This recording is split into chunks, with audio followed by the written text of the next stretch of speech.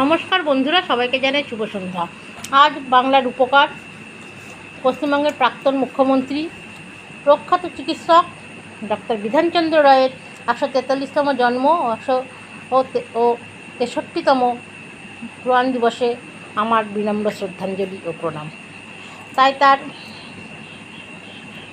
জন্মদিন ও মৃত্যুদিনে আজকের দিনে আমাদের বিশেষ নিবেদন, একটি কবিতা সবার সামনে পরিবেশন করছি।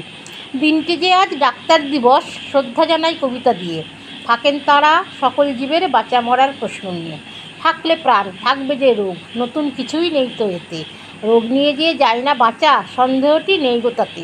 কঠিন কঠিন রোগগুলিতে বাঁচা মরার প্রশ্ন যখন, দিনরাত সব এক করে যে তাঁরাই মোদের বাঁচায় তখন। শরীরের সব কষ্টে দেখি তারাই মোদের রয় যে পাশে, ভরসা হয়ে বন্ধু হয়ে প্রাণ ফিরায়ে দেয় যে হেসে। ডাক্তার হলেও মানুষ তাঁরা, বুঝতে হবে শ্রদ্ধা ভরে। ভুলভ্রান্তি তাদেরও হয়, ক্লান্ত তারাও হতে পারে।